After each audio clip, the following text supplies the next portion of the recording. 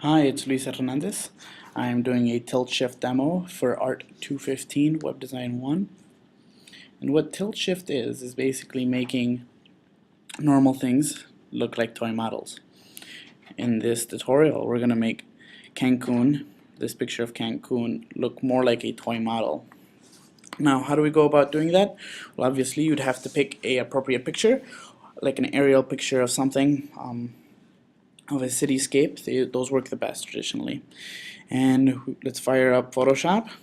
And this is Photoshop 5. You can do this on any Photoshop. It works equally well on all of them. File, open up the picture. Here's the same picture. Let's make it big so we can see everything. Kablamo, there it is, beautiful Cancun. First thing we want to do is do the quick mask.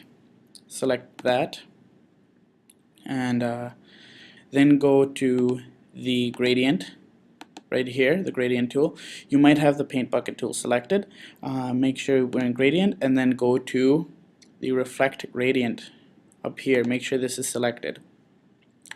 This will give you the ability to draw a line, and what you want to do, the line you want to draw is from the bottom of where you want to focus to the top of where you want to focus. So let's start down here and let's go about there and make it as perpendicular to the horizontal as possible. There you go. Now, with this, we want to exit the quick mask so we can get the bunch of marching ants all around our image. And then the next is the most important step. We go to filter, blur, then lens blur. This is what does the bulk of the work. I would play around with all these settings so that you feel comfortable, right? Playing with the radius of this. I like to keep it close to 10 because I don't like my image to look super crazy blur. You decide how that works for you. Turning down the brightness and the threshold up smoothens out the image. Alright, now that did that work, we want to deselect everything. So let's go to select, then deselect. The next would be to make it look more like a toy, more like a model. Best place to do that is image, adjustments, and then hue and saturation. Now, if you've ever noticed toys, they look really bright. I like to go to the mid-30s.